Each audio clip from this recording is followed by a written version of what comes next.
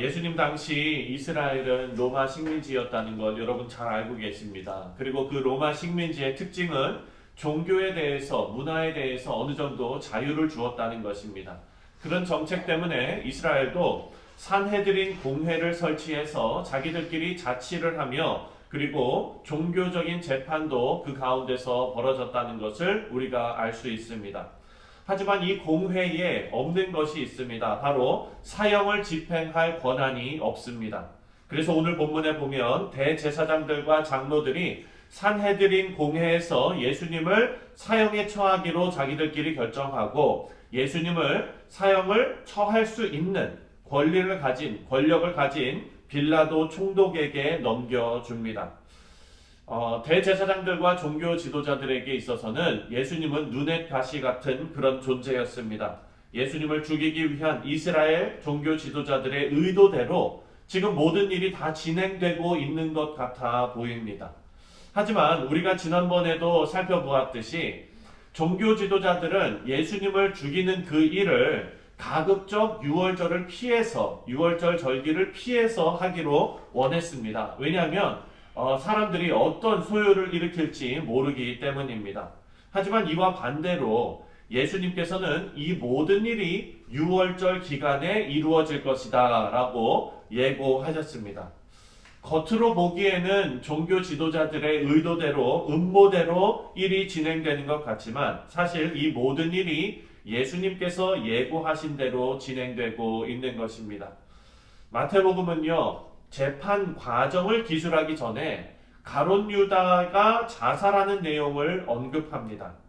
어제 우리는 베드로가 배신하고 그리고 베드로가 회개하는 그 모든 과정이 예수님께서 미리 예고하신 일에 대한 성취였다라는 것을 살펴보았습니다. 그래서 그 말씀으로 예수님의 예고, 예수님의 말씀은 반드시 이루어진다라는 것도 우리가 배웠습니다.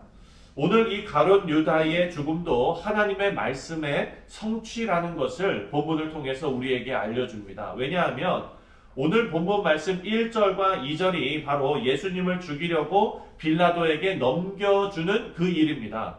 그리고 그 빌라도가 예수님을 재판하는 일은 11절이 돼서야 나옵니다.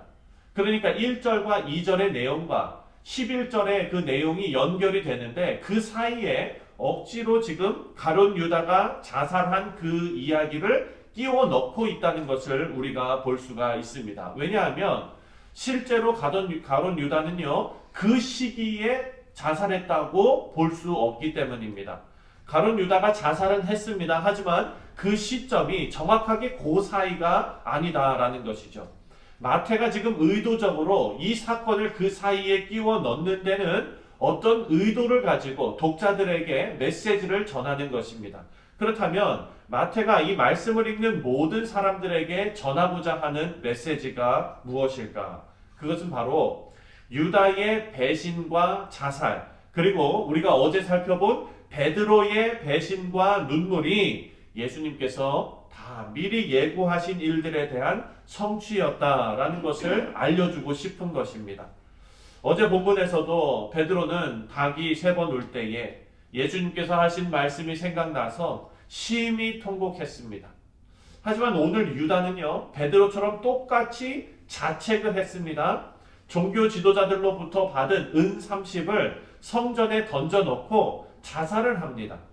여기에서 베드로와 유다의 차이점이 있습니다. 베드로는 당시 주변의 강압적인 분위기로 예수님께서 무기력하게 잡히신 모습을 보면서 순간적으로 그 분위기에 압도당해서 실수를 했습니다. 그리고 자책을 하지요. 하지만 유다는요, 고의적으로 계획적으로 예수님을 배신하는 배교 행위였다라는 것입니다. 그리고 그 결과는 참혹하고 비참한 최후를 맞게 되었습니다. 우리 사랑하는 성도님들, 회개와 후회는 다릅니다. 3절과 4절을 우리 함께 읽겠습니다. 3절과 4절. 3절 4절 시작. 그때에 예수를 판 유다가 그의 정죄됨을 보고 스스로 뉘우쳐 그 은 30을 대제사장들과 장로들에게 도로 갖다 주며 이르되 내가 무죄한 피를 팔고 죄를 범하였다 하니 그들이 이르되 그것이 우리에게 무슨 상관이냐 내가 당하라 하거늘. 이 말씀을 읽으면은요, 가룟 유다가 진심으로 회개한 것처럼 보입니다. 여기 보니까 유다가 그 정죄됨을 보고 스스로 뉘우쳐라고 말합니다. 근데 여러분, 이 스스로 뉘우치다라는 단어를 원어로 살펴보면은요, 이 의미가 회개가 아니라 후회라는 의미입니다. 회개에 해당하는 단어는 마음과 삶이 변화를 일으켜 돌이킨다라는 의미를 가지고 있습니다. 하지만 여기에 나오는 뉘우치다라는 단어는 후회하다라는 단어입니다. 지금 가룟 유다가 보인 이 뉘우침은 감정적인 후회였다라는 것을 우리가 볼 수 있습니다. 아마 유다는 예수님을 팔아 넘겨도 설마 사형은 시키겠어? 이런 생각을 가지고 있었을지도 모릅니다. 그런데 예수님께 실제로 사형 언도가 내려지는 것을 보면서 자신의 행동을 후회한 것으로 우리가 볼 수 있습니다. 하지만 하나님 앞에 용서를 구하고 돌이키는 회개에는 이르지 못하였다는 것입니다. 우리 사랑하는 성도님들, 회개는 은혜입니다. 성령이 내재하지 않는 사람들은 이 감정적으로 후회는 할 수 있지만 회개는 불가능하다는 것을 우리가 볼 수 있습니다. 베드로는 예수님을 배신하고 예수님의 말씀이 생각나서 심히 통곡했습니다. 여기까지는 가룟 유다와 같습니다. 하지만 베드로의 통곡은 회개였습니다. 그걸 어떻게 알 수 있습니까? 바로 베드로의 남은 삶을 보면 알 수 있다는 것입니다. 그의 남은 인생을 보면 그것이 회개이고 돌이킴이었다는 것을 알 수 있는 것입니다. 그래서 베드로는 순교에 이르기까지 복음을 위해 헌신하는 돌이킨 삶을 살았다는 것입니다. 우리 사랑하는 성도님들, 우리도 예수를 구주로 고백하고 우리의 죄를 그 마음속 깊이 통곡하며 회개하는 그런 모습을 보입니다. 하지만 우리의 회개가 가룟 유다와 같은 후회가 아니라 회개라는 것을 어떻게 알 수 있을까요? 그것도 마찬가지로 베드로와 같은 우리의 남은 삶, 예수 믿고 나서 변화된 삶을 보면 알 수 있다는 것입니다. 우리 안에 성령 하나님께서 내재하시게 되는데 그것은 그리스도를 주로 고백한 사람들에게 주어지는 선물과 같은 일입니다. 그리고 성령께서 우리 안에 계시면 그 인생이 변화받고 그 변화받은 인생이 바로 회개에서부터 출발한다는 것을 우리가 알 수 있습니다. 마지막으로 이 마태는 이 모든 것이 예수님뿐만 아니라 구약의 선지자 예레미야를 통해서 이미 예언된 말씀의 성취였다라는 것을 언급하고 있습니다. 우리 8절부터 10절을 함께 읽겠습니다. 8절부터 10절입니다. 시작. 그러므로 오늘날까지 그 밭을 피마시라 일컫느니라.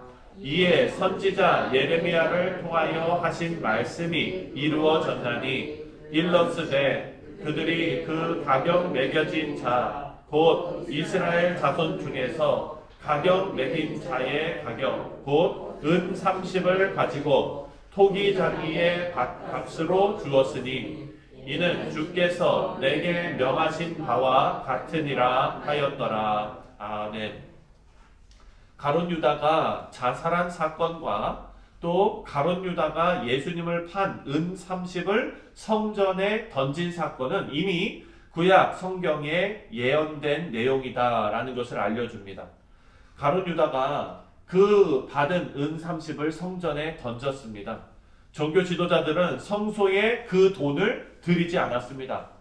다시 말해서 그 던진 그 돈을 하나님께 바친 돈이라고 헌금이라고 여기지 않았던 것입니다. 왜냐하면 그것이 피값으로 받은 것이기 때문입니다.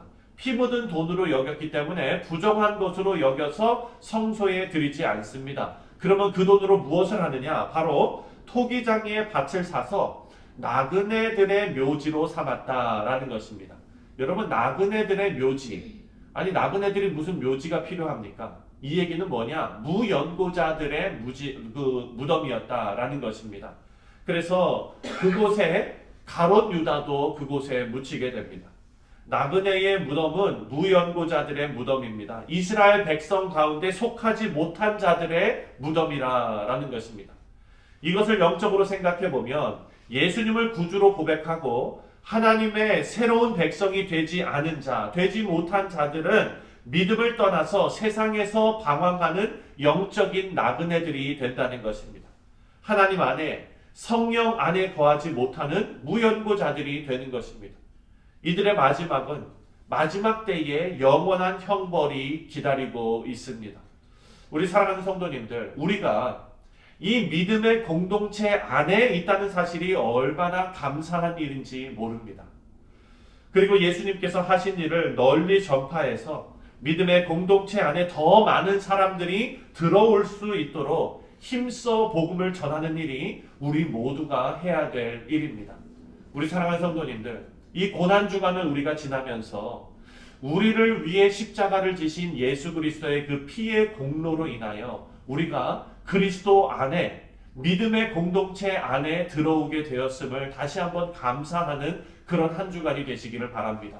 그리고 또한 우리에게 주신 이 귀한 교회 공동체가 그 천국의 모형으로서 우리가 이 공동체를 사랑하며 공동체 안에서 하나님의 뜻이 드러나는 일에 우리가 쓰임받기를 위하여 함께 기도하시는 그런 귀한 복된 성도님들 다 되시기를 주님의 이름으로 다시 한번 축원드립니다. 기도하겠습니다.